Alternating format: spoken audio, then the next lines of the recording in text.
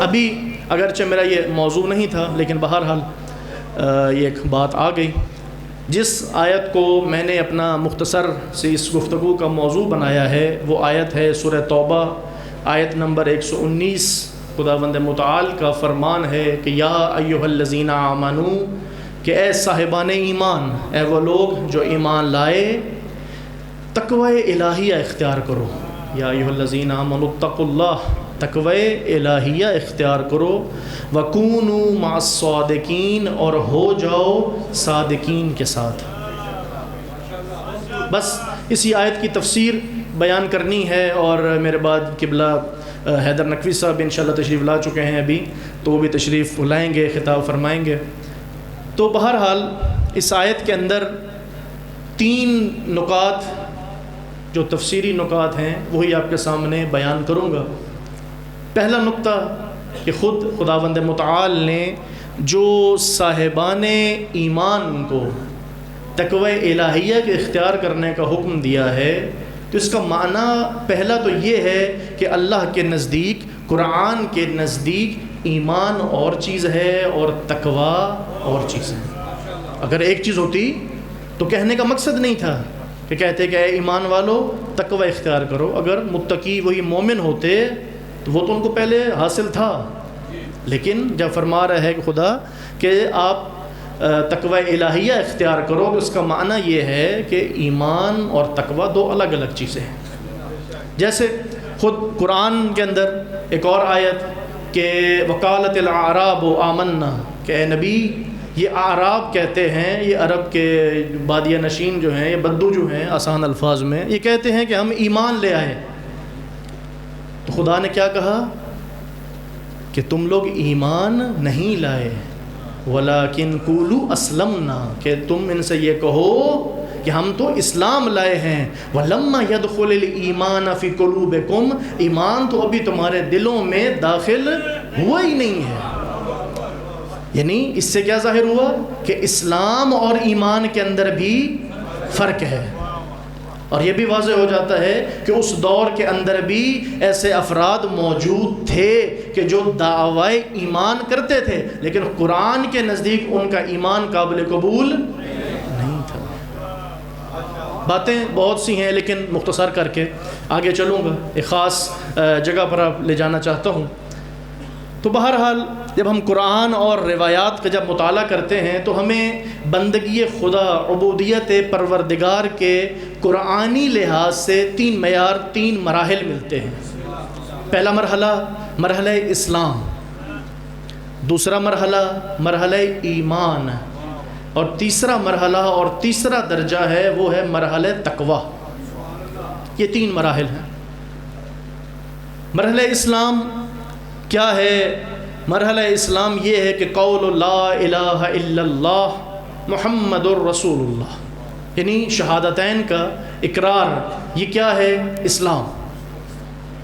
یعنی اسلام، اس کا ابتدائی تعریف جو ہے تمام علماء نے علم کلام کی کتابوں میں کی ہے، وہ یہی ہے کہ اسلام کیا ہے؟ اسلام اس قول کا اظہار ہے کہ لا الہ الا اللہ محمد الرسول اللہ، کہ اللہ کے سوا کوئی الہ نہیں ہے. اب الہ کے کافی معنی ہیں. عام طور پر معنی جو ہے وہ معبود کا کیا جاتا ہے کہ اللہ کے سوا کوئی معبود نہیں ہے، لیکن اس کے علاوہ جو اصل معنی جو قرآن کے اندر الہ کے کیے گئے ہیں، اس میں مسجود بھی الہ ہے، اس میں معبود بھی الہ ہے، اس میں رازق بھی الہ ہے. یہ تمام کے تمام معانی، یعنی شافی الامراض وہ بھی الہ، محیی وہ بھی الہ، ممیت وہ بھی الہ. یعنی یہ تمام صفات کو ملا کر ایک لفظ، اس کا خلاصہ ہے الہ. یعنی اسلام کی بنیادی تعریف جو ہے اس میں یہ ہے کہ ہم الہ فقط خداوند متعال کو مانیں. اور دوسرا جس چیز کا یعنی قول میں لانا، اس کو اظہار کرنا اس کا ضروری ہے، وہ ہے کہ محمد الرسول اللہ، حضرت ختمی مرتبت حضرت محمد مصطفیٰ صلی اللہ علیہ وآلہ وسلم، ان کی نبوت پر ان کا اقرار کرنا، یہ ہے اسلام. لیکن کیا قرآن کے اندر خداوند متعال نے جو تقاضا کیا ہے وہ اسلام کا ہے؟ نہیں، بلکہ اسلام کے بعد ابھی ایک اور درجہ ہے، وہ ہے ایمان۔ ایمان کیا ہے؟ انہی اقوال کی جن کا ابھی ہم نے اظہار کیا تھا، انہی اظہارات کو اپنے دل سے ان کی تصدیق کر دینا، یہ ایمان ہے۔ یعنی جن چیزوں کی طرف ہم سمجھتے ہیں کہ دین مبین اسلام کا یہ حصہ ہے، ان کے اوپر جب ہم دل سے ایمان لے آئیں گے، تصدیق کریں گے، تو قرآن کے نزدیک مرحلہ عبودیت کے اندر اس کو ایمان کہا جاتا ہے۔ توجہ ہے؟ اب ایمان کیا ہے؟ بہت سی تعریفیں ہیں، لیکن اس کے اندر جو تعریف امیر المؤمنین علی ابن ابی طالب نے نہج البلاغہ میں، اللہم صلی علی محمد و محمد، ایمان کیا ہے؟ امیر المؤمنین نہج البلاغہ میں فرماتے ہیں کہ الایمان اقرار باللسان۔ ایمان کیا ہے؟ کہ اپنی انہی جو اعتقادات کا اقرار کرنا اپنی زبان کے ساتھ، یہ پہلا مرحلہ۔ دوسرا وتصدیق بالجنان، اور اپنے اس قلب، اپنے نفس، اپنی روح کے ساتھ ان تمام اعتقادات کو مان لینا، یہ دوسرا مرحلہ۔ وعمل بالارکان، اور پھر جن اعتقادات کو مان لیا ہے، تصدیق کر لی ہے، پھر ان کے مطابق اپنے اعضاء و جوارح کے ساتھ عمل کرنا، یہ تیسرا مرحلہ۔ ان تمام چیزوں کو اگر ہم ملائیں تو یہ ہے ایمان۔ صلوات پڑھیے محمد و آل محمد صلی اللہ علیہ وسلم۔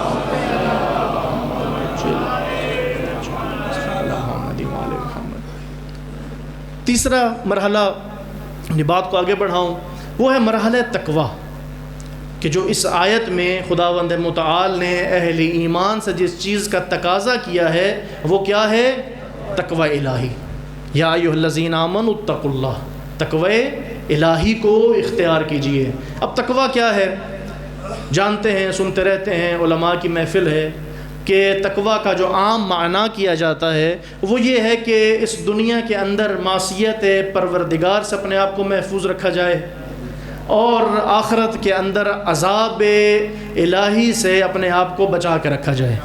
یہ عموماً تعریف کی جاتی ہے، اگرچہ ظاہری طور پہ اس کی تعریف بنتی بھی یہی ہے، لیکن جب ہم قرآن کی طرف نگاہ کرتے ہیں، تمام آیات کو ایک دوسرے کے ساتھ رکھتے ہیں، تو وہاں پر ہمیں اس سے اگلا مرحلہ نظر آتا ہے۔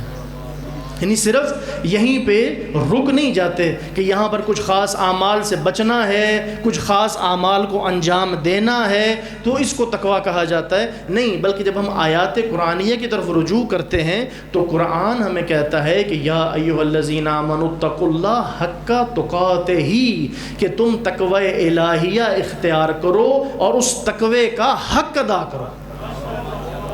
یعنی فقط تقوی کا اختیار کرنا نہیں ہے بلکہ اس کا پھر حق بھی ادا کرنا ہے۔ تو اب دیکھنا یہ ہے کہ اس حق کا تقاتہ ہی، اس تقوی کے حق سے مراد کیا ہے۔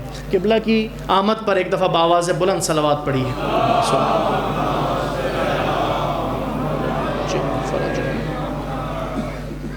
تو حق تقوی میں مختصر کروں، حق تقوی یہ ہے کہ انسان اپنی ساری زندگی کو، اپنی زندگی کے تمام شؤونات، اپنی زندگی کے تمام مراحل، اپنی زندگی کے تمام زاویے، ان کو ڈھال لے تقوی الہیہ کے مطابق۔ یعنی ایسا نہیں ہے کہ ایک خاص مراحل میں تقوی اپنے اختیار کرنا ہے لیکن باقی جو مراحل ہیں اس میں تقوی کی ضرورت نہیں ہے۔ حق کا تقاتہ ہی، اس سے مراد کیا ہے؟ اس سے مراد یہ ہے کہ آپ کی زندگی کے جو تمام نکات ہیں، چاہے ظاہری ہیں، چاہے باطنی ہیں، چاہے جلوت ہے، چاہے خلوت ہے، پھر ہر جگہ پر تقوی الہی کا اختیار رکھا جائے، اس کو اختیار کر کے رکھا جائے، اس کو اپنا کے رکھا جائے۔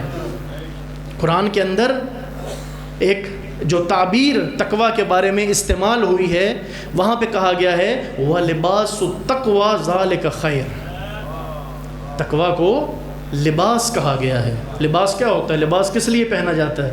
خود قرآن کے اندر ہے کہ لباس کے دو مقاصد ہیں، ایک پہلا یواری سوآتکم، کہ تمہارے ننگے بدنوں کو ڈھانپنے کے لیے، ایک تو یہ مقصد ہے لباس کا، اور دوسرا وریشن، اور تمہاری زینت کا باعث ہے۔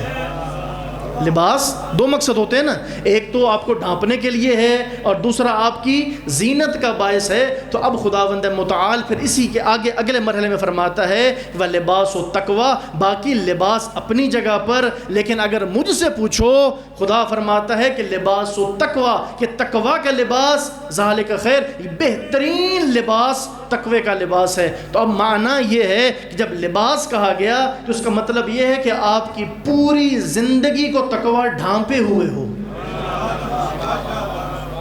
اور دوسرا آپ کی زینت کا باعث ہو تقوی. تقوی کوئی ایسی چیز نہیں ہے کہ چھپا کے رکھا جائے، بلکہ آپ کی زینت کا باعث ہونا چاہیے تقوی.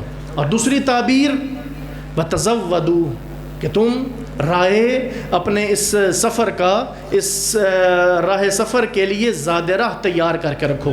وہاں پہ کوئی یہ نہیں ہے کہ آخرت کے لیے تیار کرنا ہے یا اس دنیا کے لیے تیار کرنا ہے، مطلق ہے. یعنی چاہے دنیا کا سفر ہو یا آخرت کا سفر ہو تو اس کے لیے زاد راہ کو تیار کرو. لیکن کون سا زاد راہ؟ تقوی. ان خیر الزاد تقوی، کہ بہترین زاد، بہترین توشہ سفر وہ تقوی ہے. اور عقل مند مسافر وہ ہوتا ہے کہ جو اپنے اس توشے کو، اپنے اس سامان کو، اپنے اس اسباب راہ کو ہمیشہ اپنے ساتھ رکھے، ہمیشہ اپنے ہمراہ رکھے. یہ ہے حق تقاتے ہی، یہ ہے حق تقوی. اب اس کا معنی کیا ہے، اس کا نتیجہ کیا ہے؟ اس کا معنی یہ ہے کہ انسان چاہے اپنے دفتری امور کے اندر ہو، چاہے انسان اپنے خانوادگی امور کے اندر ہو، اپنی عائلی زندگی، اپنی فیملی زندگی جو ہے، ان تمام کے اندر انسان تقوی کا لحاظ رکھے. آپ کے بیوی بچوں کے ساتھ کیا تعلقات ہیں، اس میں تقوی. آپ کے بچوں کی تربیت کیا ہونی چاہیے، اس میں تقوی. آپ کے والدین کے ساتھ آپ کا سلوک کیسا ہونا چاہیے، اس میں تقوی. اور یہاں تک نہیں ہے، حتیٰ کہ آپ کے اگر دفتر میں آپ کے ماتحت ہیں، آپ کے ادارے میں آپ کے ماتحت ہیں، ان کے ساتھ جو آپ نے سلوک رکھنا ہے اس میں بھی تقوی ہو. یہ ہے لباس تقوی، یہ ہے تقوی کا زاد راہ ہونا. اور اس کے بعد جہاں پر حقوق و فرائض کی بات ہو، اس کے علاوہ پھر خصوصی طور پہ صاحبان علم کے لیے، صاحبان منبر کے لیے، خطباء حضرات کے لیے، سامعین کے لیے، بانیان کے لیے، ان تمام زوایہ زندگی کے اندر، زندگی کے ان تمام اینگلز، زندگی کے ان تمام ڈائمنشنز کے اندر آپ کو اس تقوی کا لحاظ رکھنا ہے. ان تمام چیزوں کا اگر لحاظ رکھا جائے گا تو اس کے بعد پھر ہم کہہ سکتے ہیں کہ تقوی کے جو اثرات، تقوی کے جو نتائج قرآن کے اندر لکھے گئے ہیں کہ من یتق اللہ یجعل لہ مخرجا، کہ جو انسان اللہ کا تقوی اختیار کرے پھر اللہ اس کو ان مشکلات سے، ان ٹینشن سے، ان مصائب سے نکلنے کا رستہ دیتا ہے، پھر وہ نتیجہ تب حاصل ہوتا ہے. ایسے ہی دوسرا نتیجہ قرآن کے تقوی کا کیا ہے کہ من یتق اللہ یجعل لہ من امرہ یسرا، کہ اللہ تعالیٰ اس کے تمام امور کے اندر آسانیاں پیدا کرتا ہے. اور تیسرا نتیجہ من یتق اللہ یعلمہ اللہ، پھر جو شخص پھر تقوی الہیہ اختیار کرے پھر اللہ اس کا استاد بن جاتا ہے. اس سے بڑھ کر اور کیا چاہیے؟ جو شخص تقوی الہی، لیکن تقوی الہی یہ لک زبانی نہیں ہے، تقوی الہی یہ بغیر عمل کے نہیں ہے، یہ صرف تقاریر اور صرف سن لینے کا نام نہیں ہے. تقوی الہی اپنے تمام زندگی کے اندر ایک نظام الہیہ کے نفوذ کا نام ہے تقوی. نہیں تو ہمارے ایک استاد فرما رہے تھے کہ اگر پھر یہ تقوی اگر اس طریقے سے نہ ہو پھر وہ تقوی نہیں ہے بلکہ وہ لقوہ ہے. پھر وہ انسان کو ٹیڑھے پن کی طرف لے جاتا ہے. وہ پھر انسان صرف بعض معاملات میں جب انسان متقی ہو جائے تو پھر وہ بعض افراد پر جب خشک متقی بن جاتے ہیں تو وہ سمجھتے ہیں صرف بس وقت پہ نماز ادا کر لینے کا نام تقوی ہے یا بعض چیزوں سے بچ جانے کا نام. لیکن جب وہی افراد اپنے گھروں میں جاتے ہیں تو ان کے گھر والے کہتے ہیں کہ یا اللہ ہمیں اس سے پناہ دینا. پھر وہ تقوی پھر ایسا ہوتا ہے. لیکن جس وقت اس تقوی کو نظام الہیہ سمجھ کے اپنے اوپر نافذ کیا جائے تو پھر اس کے بعد خداوند متعال کہتا ہے کہ پھر ایسا شخص پھر وہ میرا شاگرد ہے، پھر اس کی تربیت، پھر اس کی تعلیم وہ پھر میرے ذمے ہے. یہ ہے تقوی الہی. یہ پہلی بحث. بس اب دوسری بحث اور اپنی بات کو تمام کروں. قبلہ کے سامنے بہرحال گفتگو کرنا میں مناسب تو نہیں سمجھتا، لیکن بہرحال اس آیت کے اگلے حصے کے اندر خداوند متعال فرماتا ہے وَكُونُوا مَعَ الصَّادِقِينَ. خدا کا یہ ایک احسان ہے، ایک احسان عظیم ہے ہمارے اوپر کہ جس طرح خدا نے ایک تحریری صورت میں، کتبی صورت میں، جس طرح اللہ نے ہمیں ایک آئین نامہ، ایک دستور، ایک لا ہمارے سامنے پیش کیا ہے کہ جس کے اوپر عمل کرنا واجب ہے، تو پھر اللہ نے صرف یہاں پر چھوڑا نہیں ہے، پھر خداوند متعال نے پھر اس قرآن صامت کے ساتھ پھر اللہ نے وہ آئیڈیل اور وہ نمونہ عمل بھی عطا کیے ہیں کہ جن کی زندگیوں کو دیکھ کر تقوی الہی اختیار کیا جا سکتا ہے. یہ کیونکہ انسان کسی بھی اس کا قوم و ملت کے ساتھ تعلق ہو، کسی بھی مکتب سے تعلق ہو، ہر شخص عمل کرنے سے پہلے ایک دفعہ ڈھونڈتا ہے کہ آیا اس دستور کے مطابق وہ عمل کرنے والا ہمیں مل جائے، پھر جس کی تابعیت کر کے، جس کی اطاعت کر کے ہم بھی یہ راہ اختیار کر سکیں. تو اللہ نے یہ احسان کیا ہے، پھر ایسے رہنما، پھر ایسے ہادی عطا کیے ہیں کہ جن کو اس آیت میں خود صادق کا لقب بھی عطا کیا ہے. خود صادقین کہا ہے، یعنی ان کا صدق اس حد تک تو ہے نا کہ خداوند متعال نے یہ ایوارڈ ان کو دیا ہے قرآن کے اندر وَكُونُوا مَعَ الصَّادِقِينَ. یہاں پر بعض مفسرین ترجمہ کرتے ہیں ہمارے برادران کے، وہ کہتے ہیں کہ یہاں پر جو ہے وہ حکم دیا جا رہا ہے کہ تم سچوں میں سے ہو جاؤ. ان تمام مومنین کو حکم دیا جا رہا ہے کہ تم سچوں میں سے ہو جاؤ. مطلب کیا؟ یعنی یہ آیت جو ہے جس طرح ایک دفعہ تقوی الہیہ کو حکم دے رہی ہے، ساتھ کہہ رہی ہے کہ تم سچے ہو جاؤ. تو کیا خیال ہے یہ ترجمہ جو ہے، جو تھوڑا بہت بھی عربی پڑھا ہوا ہے، کیا یہ ترجمہ کرنا درست ہے؟ اگر تو ہوتا وَكُونُوا مِنَ الصَّادِقِينَ کہ ہو جاؤ سچوں میں سے، تو اس وقت تو بات ٹھیک تھی. لیکن یہاں پر من نہیں ہے، یہاں پر مع ہے، اور مع ہمیشہ جب تک اس کے کوئی مخالف علماء موجود ہیں، کوئی مخالف قرینہ موجود نہ ہو، مع کو ہم اپنے اصلی معنی کے اندر لیں گے. مع کا معنی ہوتا ہے ان کے ساتھ ہو جاؤ. تو اس سے ظاہر ہو جاتا ہے کہ یہاں پر آیت کے مخاطب وہ ہیں مومن، اور جن کی معیت کا حکم دیا جا رہا ہے وہ یہ نہیں ہے بلکہ وہ اور ہیں. یا ایھا الذین آمنوا اتقوا اللہ، تقوی الہی اختیار کرو. کونوا مع الصادقین، ہو جاؤ سچوں کے ساتھ، ہو جاؤ سچوں کے ہمراہ. بہرحال اب یہاں پر صرف 2-3 پوائنٹس ہیں، 2-3 نکات ہیں، ان کی طرف توجہ کرنا ضروری ہے. پہلا نقطہ وہ یہ ہے کہ یہاں پر ان سچوں سے مراد کیا ہے. آیا سچ بولنے والوں کے ساتھ ہو جاؤ؟ بعض لوگوں نے یہ ترجمہ بھی کیا ہے، سچ بولنے والوں کے ساتھ ہو جاؤ. لیکن یہاں پر یہ تو نہیں ہے کہ صادقین فی القول، کہیں پہ ہے آیت کے اندر؟ نہیں. وَكُونُوا مَعَ الصَّادِقِينَ فِي الْقَوْلِ، ایسا تو نہیں ہے. تو اس کا کیا معنی ہے؟ یہاں پر معنی مطلق ہے، یعنی ہو جاؤ ان سچوں کے ساتھ کہ جو اپنی زبان میں بھی سچے ہوں، جو اپنے عمل کے اندر بھی سچے ہوں، جو اپنے بچپن میں بھی سچے ہوں، جو اپنی جوانی میں بھی سچے ہوں، اپنے بڑھاپے کے اندر بھی سچے ہوں. ایسا نہ ہو کہ زندگی کا ایک حصہ کسی اور کے ساتھ گزرا ہو اور بعد میں سچے ہو چکے ہوں. نہیں، بلکہ اپنی پیدائش سے لے کر اپنی شہادت تک ان کی زندگی کا ہر مرحلہ سچا ہو. مرحبا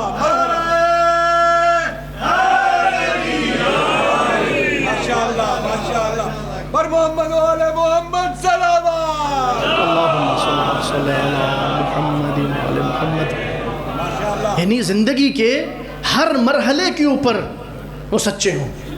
پھر اگلی بات یہاں پر کیا فرما رہا ہے وَكُونُوا مَعَ الصَّادِقِينَ. کہیں پر خداوند متعال نے ایسا تو نہیں کہا کہ یہاں پر فلاں ایک یعنی حصے میں ان کی عبادات کے اندر ان کے ساتھ ہو جاؤ، یا ان کے بعض معاملات کے اندر ان کے ساتھ ہو جاؤ. نہیں، ایسا نہیں کہا. یہاں پر جو حکم دیا جا رہا ہے وہ بھی مطلق ہے. یعنی ایسا نہ ہو کہ کہیں کسی خاص موقع پر ان کے ساتھ ہونے کا حکم دیا جا رہا ہو. نہیں، بلکہ یہ جو حکم ہے معیت کا، یہ زندگی کے تمام زوایا کے اندر ہے، زندگی کے تمام مراحل کے اندر ہے. تو ایسا شخص جو زندگی کے تمام مراحل میں صادق ہو، آیا اس کو معصوم نہیں کہیں گے تو کیا کہیں گے؟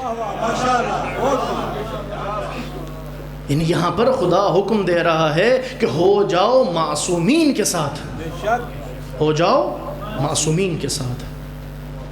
اس کے بعد اب دیکھنا یہ ہے کہ یہ واضح ہو گیا صدق کا معنی، یہاں پہ صدق سے کیا مراد ہے۔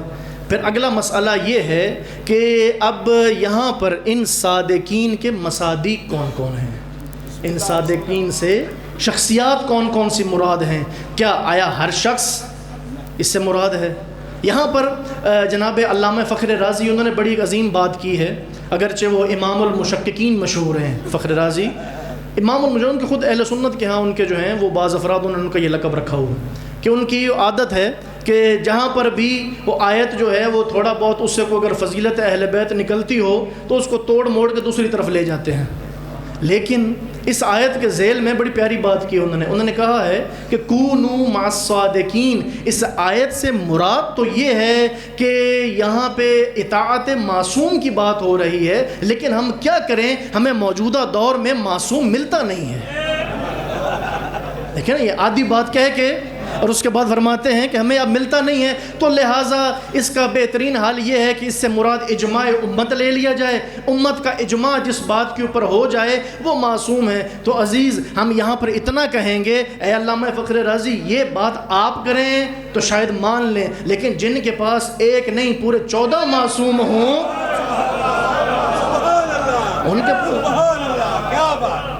ان کو تو کوئی کمی نہیں ہے، ان کے لیے تو کوئی مسئلہ نہیں ہے۔ اللہم صلی اللہ علیہ نعرہ تکبیر، اللہ اکبر، نعرہ رسالہ، نعرہ حیدری، برائے صحت و سلامتی علماء کا بلند صلوات۔ اللہم صلی علی محمد وعلی محمد وعجل فرجهم۔ توجہ ہے، بس اپنی بات کے میں اب اختتام پر آ رہا ہوں، زیادہ مزاحم نہیں ہوں گا آپ کے اور آغا صاحب کے درمیان۔ تو بہرحال صادقین سے مراد یعنی مجبوراً انہوں نے بھی مانا کہ ہونے معصوم ہی چاہیے، لیکن اب ان کو نہ ملے ہمارا قصور تو نہیں ہے۔ ہم نے تو رسول خدا نے بتا دیا تھا، 1400 سال پہلے بتا دیا تھا کہ یہ شخصیات معصوم ہیں۔ بہرحال اس کے بعد اب اگلے مرحلے کے اندر اب ہم نے دیکھنا یہ ہے کہ ان کے مصادیق کون ہیں۔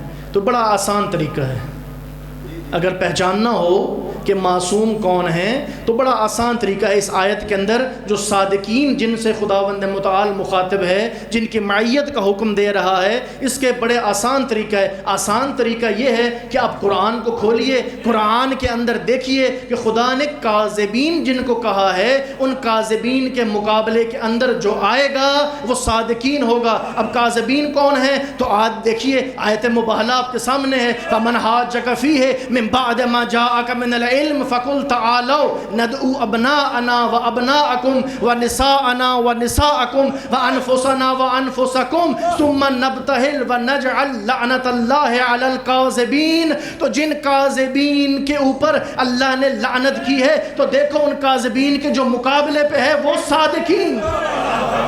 ماشاءاللہ،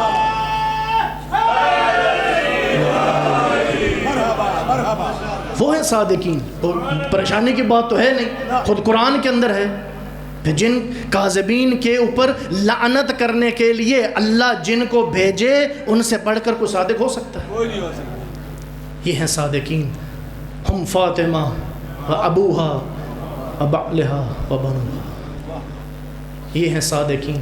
بس اب دیکھنا یہ ہے، اب آخری نقطہ تقریر کا اور اس کے بعد اختتام وہ یہ ہے کہ جب ہمیں پتہ لگ گیا کہ ان صادقین سے مراد کون ہیں تو اب دیکھنا یہ ہے کہ جو اللہ نے جو ہمیں حکم دیا ہے ان کی معیت کا، اس معیت، اس ہمراہی سے مراد کیا ہے؟ سبحان اللہ، بہت دور۔ آیا اس سے مراد یہ ہے کہ صرف بیٹھ کر ان کے ناموں کی تسبیح پھیری جائے، صرف 4 نعرے لگا دیے جائیں تو آیا یہ ہمراہی، یہ معیت، یہ سلسلہ پورا ہو جاتا ہے؟ جو اللہ نے جو حکم دیا ہے ان کی ہمراہی کا، آیا اس کا فقط تقاضا یہ ہے کہ ان کے واقعات پڑھ کر 4 نعرے لگا کر یہ ہمراہی اس کو کہا جاتا ہے؟ نہیں، جس وقت اللہ نے صادقین کی ہمراہی کا حکم دیا ہے تو اس سے پہلے ایک اور حکم بھی تھا جو تقریر کے پہلے حصے میں بیان کیا کہ یا ایھا الذین آمنوا اتقوا اللہ، پہلے تقوی الہی اختیار کرو، اس کے بعد اس قابل ہوگے کہ ان کی ہمراہی اختیار کر سکو۔ ماشاءاللہ ماشاءاللہ، بہت خوب۔ پھر ان کی معیت جب کرنی ہے تو معیت کا معنی یہ ہے کہ ان کی پھر اتباع کی جائے، ان کی پھر اطاعت کی جائے۔ پھر زندگی کے تمام مراحل کے اندر محمد و آل محمد علیہ السلام کی ان کے ان کردار کو، ان کی گفتار کو، ان کے قول کو، ان کے فعل کو، ان کی رفتار کو دیکھا جائے، اور جہاں جہاں پر وہ جو کام کرتے نظر آئیں پھر کوشش کی جائے کہ اگر ان جیسا کام نہ کر سکیں کم از کم ان کی راہ پہ چل تو سکیں۔ پھر یہ ہے معیت۔ ماشاءاللہ ماشاءاللہ۔ اور آخری بات کہ یہ جو ہے کونوا مع الصادقین، آیا کسی خاص زمانے کی محتاج ہے؟ کہ آیا اس کے اندر کوئی خاص زمانہ اللہ نے کہا ہے، کوئی خاص زمانہ بتایا؟ میں اپنی بات کو آگے تیزی کے ساتھ لے کے جا رہا ہوں تاکہ اپنی بات پورا پیغام پورا پہنچا سکوں۔ تو یہاں پر اللہ نے وقت کو مطلق رکھا ہے، کونوا مع الصادقین امر ہے، اور جانتے ہیں اہل علم ہے کہ امر جو ہے جب تک اس کے ساتھ وقت کی قید نہ لگائی جائے اس وقت تک آزاد ہوتا ہے، یعنی جب تک تم لوگ ہو اس وقت تک صادقین کی معیت تمہارے لیے لازم ہے۔ تو اب آیا ہم لوگ اس کے مخاطب ہیں یا نہیں ہیں اس آیت کے؟ یقیناً ہے، ٹھیک ہے۔ تو جس وقت اللہ نے یہ ہمیں بھی حکم دیا ہے تو کیا اب ہمارا حق یہ نہیں بنتا ہے کہ اپنے اس دور کے اندر، اپنے اس زمان کے اندر جو صادقین میں سے جو مصداق موجود ہے اس کی معرفت رکھیں؟ واہ بہت خوب۔ کیا ہمارا حق یہ نہیں بنتا؟ بنتا ہے۔ کیونکہ اتباع تو تب ہوگی نا کہ جس وقت ہمیں پتہ ہو کہ اس وقت صادقین میں سے کون سی شخصیت یہاں پر مراد ہے اور اس وقت کون سی شخصیت موجود ہے۔ ایسا تو نہیں ہو سکتا کہ ہمیں زمانے کے اس صادق کی ہمیں معرفت نہ ہو اور ہم کہیں کہ جی ہم ان کی معیت میں حاضر خدمت ہیں۔ بہت خوب ماشاءاللہ۔ تو کیا اس آیت سے نظریہ مہدویت واہ، وہ سامنے آتا ہے یا نہیں؟ یقیناً آتا ہے۔ صادقین کہ موجودہ دور کے اندر جو صادق ہے پھر اس کی معرفت بھی رکھی جائے۔ اس لیے فرمایا تھا کہ من لم یعرف امام زمانہ ہی مات میتۃ جاہلیہ، کہ اپنے دور کے جو امام کی پہچان، جو ان کی معرفت نہ رکھے، مات میتۃ وہ جاہلیت کی موت مرتا ہے۔ اس کی وجہ یہ ہے کہ جس وقت آپ کو اپنے زمانے کے امام کا معلوم ہی نہیں ہوگا تو پھر تابعیت کیسی، پھر ان کی بات کو ماننا کیسا؟ تو اس وقت اب ہمارا یہاں پر آیت یہ تقاضا کرتی ہے یا نہیں کرتی کہ اپنے زمانے کے امام کی معرفت ہمارے پاس حاصل ہو، ان کو پہچانیں۔ ہم اب جو کہتے ہیں ہم انتظار میں ہیں، انتظار امام زمان کے اندر ہیں، ہماری کوشش اور ہماری اور تمام کی تمام ہماری ذمہ داری وہ صرف کیا ہے؟ انتظار امام۔ نہ میرے دوستو، جب ہم شریعت کے اندر نگاہ کرتے ہیں، روایات کے اندر نگاہ کرتے ہیں تو فقط ہم نے امام کا انتظار نہیں کرنا، امام کے ظہور کا انتظام کرنا ہے۔ ماشاءاللہ بہت خوب۔ فقط انتظار نہیں ہے، یہاں پر انتظام ہے، ہمیں انتظام کرنا ہے۔ امام کی غیبت کے تقاضے ہیں ہمارے اوپر۔ پہلا تقاضا امام کی معرفت، ان کی پہچان، ان کی جستجو، کم از کم دن کے اندر کوئی ایک لمحہ، کوئی ایک گوشہ ایسا ہو کہ جس کے اندر ہم بیٹھ کر اپنے زمانے کے امام کے بارے میں سوچیں تو صحیح کہ ہمارا امام ہم سے چاہتے کیا ہیں۔ اور اگر مختلف روایات ہیں، ہفتے کے بعد اعمال جاتے ہیں، بعض میں ہے کہ مہینے میں، بعض اوقات ہے سال کے بعد اعمال جاتے ہیں، جب بھی جائیں بالآخر ایک دفعہ تو ہمارے اعمال امام زمان اجل اللہ تعالی فرج و شریف کے سامنے جاتے ہیں۔ تو کم از کم اتنی تو کوشش کریں کہ جب ہمارے اعمال امام کے سامنے جائیں تو امام کہیں یہ نہ کہیں کہ میں نے ایسے شیعہ تو نہیں انتظار میں رکھے تھے، ایسے شیعوں کو تقاضا تو میں نے نہیں کیا تھا، ایسے فوجی تو مجھے نہیں چاہیے۔ کم از کم اتنے تو ہمارے اعمال ہوں کہ اگر امام ہمیں ایک پرفیکٹ جو ہے متقی نہ سمجھ سکیں، لیکن کم از کم اتنا تو کہہ سکیں اگر اس کی تھوڑی تراش خراش کر لی جائے تو میرا سپاہی بن سکتا ہے۔ ماشاءاللہ ماشاءاللہ، مرحبا، بہت خوب۔ بس اپنی بات کو تمام کروں۔ اور دوسرا تقاضا وہ یہ ہے کہ جس وقت امام کا ہم انتظار اور ان کے ظہور کا انتظام کریں، پھر اس دور غیبت کے اندر ہم متمسک ہوں ان کے ساتھ کہ جن کا دامن امام غیبت کبریٰ میں جاتے ہوئے پکڑا کر گئے تھے۔ سبحان اللہ، بہت خوب۔ بس یہ آخری پیغام۔ اور وہ کن کا دامن چھوڑ دے کے گئے تھے ہمارے ہاتھوں کے اندر؟ وہ کن کا دامن تھا؟ کن سے متمسک رہنے کا حکم دے گئے تھے؟ فَأَمَّا الْحَوَادِثُ الْوَاقِعَةُ فَارْجِعُوا فِيهَا الا روات حدیثنا، کہ جس وقت میرے بعد، میری غیبت کے بعد جس وقت مشکل حالات، مختلف حالات کے اندر تمہیں مبتلا ہونا پڑے تو رجوع کرنا میری روایت کے راویان کی طرف، میری روایت کو بتانے والوں کی طرف، میرے فقہا کی طرف، میری طرف سے علماء کی طرف۔ کیوں؟ فَإِنَّهُمْ حُجَّتِي عَلَيْكُمْ، کیونکہ وہ میری طرف سے تمہارے اوپر حجت ہیں، وَأَنَا حُجَّةُ اللَّهِ، اور میں اللہ کی طرف سے ان پر حجت ہوں۔ سبحان اللہ، ماشاءاللہ۔ یہ ہے میرا پیغام کہ ہمیں اس دور غیبت کے اندر کم از کم ان کے ساتھ رہنا چاہیے کہ جن کا دامن خود امام ہمیں پکڑا کر گئے تھے۔ یہ دین مبین اسلام، بس صرف 2 جملے ذکر مصائب اپنی بات کو تمام کروں، اور اس کے جو ہم تک پہنچے ہیں جو معارف الہیہ، معارف حقہ، یہ جو نظام ولایت، یہ نظام زندگی، یہ اتنی آسانی سے نہیں پہنچا۔ اس کو ہم تک پہنچانے کے اندر بہت قربانیاں ہوئی ہیں۔ بس صرف 1.5-2 منٹ، بس اس سے زیادہ نہیں پڑھوں گا میں۔ بہت قربانیاں ہوئی ہیں۔ میں تذکرہ کروں گا اس شخصیت کا کہ جس کو اولین مدافع ولایت علی کہا جاتا ہے، یعنی حضرت زہرا سلام اللہ علیہ۔ یہ لقب اگر تاریخ کی طرف نگاہ رکھی جائے تو جس شخصیت نے پہلی دفعہ دفاع کیا ہے ولایت علی ابن ابی طالب کا، دفاع کیا ہے اس نظام امامت کا، دفاع کیا ہے اس نظام ولایت کا، اور اس دفاع کی خاطر اپنی زندگی کو قربان کیا ہے، وہ شخصیت کوئی اور نہیں ہے، وہ شخصیت بنت رسول اللہ حضرت زہرا سلام اللہ علیہا ہیں۔ کتنے دن زندہ رہی رسول کے بعد؟ بس تھوڑی سی توجہ ہونی چاہیے۔ اب کتنے دن؟ 2 روایات ہیں، 75 دن یا 95 دن۔ کبھی سوچا ہے کہ کیا وجہ تھی کہ اس دور میں کہ ایک شخص کی زندگی کی بہار کا دور ہوتا ہے، وہ جوانی، تو کیا وجہ تھی کہ حضرت زہرا سلام اللہ علیہا کو اپنے بابا کی وفات کے بعد یہ کہنا پڑا، اللہم عجل وفاتی، کہ اے میرے اللہ میری موت کا وقت قریب کر دے۔ بالآخر ایسی کیا وجہ کیا ہوئی تھی؟ کبھی سوچا ہے، کبھی توجہ کی ہے؟ ہوا کیا تھا کہ زہرا کو اتنے دنوں کے بعد ایک دفعہ اتنی زندگی کی دعائیں، اور اب ایک دم موت کی دعائیں شروع ہو گئیں؟ تو تھوڑی سی توجہ کریں تو معلوم ہو جائے گا کہ بالآخر وہ وجوہات کیا تھیں۔ پہلی وجہ تو یہ تھی کہ زہرا سلام اللہ علیہا کو یہ امید تھی کہ جس طرح اپنے بابا کی زندگی کے اندر میرے گھر کے دروازے کے باہر آئے تطہیر کی آوازیں آتی تھیں، تو کم از کم اتنا تو حیا کریں گے نا مسلمان کہ جب میرے بابا کی وفات ہوگی تو میرے پاس تعزیت کرنے کے لیے آئیں گے۔ یہ تو معلوم نہ تھا کہ آ کر کہیں گے اے زہرا دروازہ کھولو، ہم اس گھر کو آگ لگا دیں گے۔ اجرکم علی اللہ۔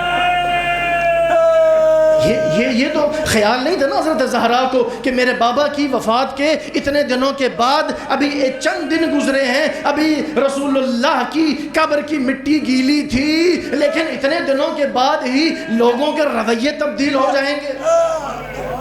دوسری وجہ جو زہرا کی بڑھاپے کا باعث بنا ہے اور موت کی خواہش کا باعث بنا ہے، سید زہرا کو، ان کو تو یہ روش تھی نا، ان کی تو عادت یہ تھی کہ جس وقت اپنے بابا کے سامنے جاتی تھی تو قاما الیہا، رسول اللہ کھڑے ہوتے تھے، کھڑے ہو کر استقبال کرتے تھے، صرف استقبال نہیں بلکہ چل کر زہرا سلام اللہ علیہا کے سامنے آتے تھے، آ کر ہاتھوں کا بوسہ دیتے تھے۔ سیدہ کو اتنا تو خیال ہوگا کہ جب میں جاؤں گی دربار میں تو وہاں پر منبر پر بیٹھنے والا کم از کم اتنا حیا کرے گا کہ ایک دفعہ پوچھے گا اے بی بی کیوں آئی ہو، ہم حاضر ہیں آپ کے مسائل کو حل کرنے کے لیے۔ لیکن اس وقت کیا گزری ہوگی سیدہ زہرا پر، جب دربار میں گئی ہیں اور جا کے آوازیں آتی ہیں اے زہرا ہمیں تیری بات پہ یقین نہیں ہے، جاؤ گواہیاں لے آؤ، ہم تجھے جھٹلاتے ہیں۔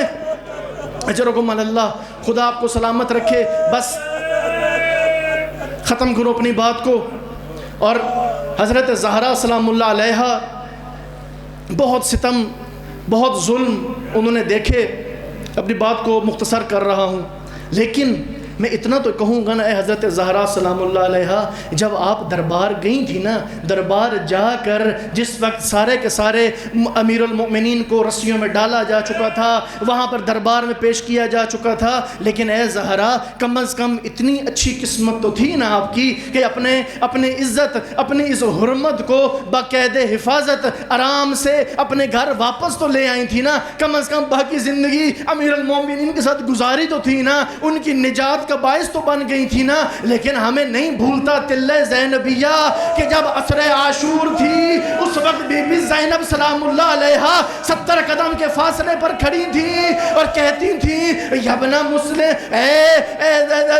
مسلم، اے عمر کے بیٹے، تو دیکھ رہا ہے اتنظر و یقتل ابا عبداللہ، اور ابی عبداللہ قتل کیے جا رہے ہیں، تو دیکھ رہا ہے کیا ما فیکم المسلم، اور کیا تمہارے اندر مسلمان کوئی نہیں ہے جو میرے بھیا حسین کو بچا لے؟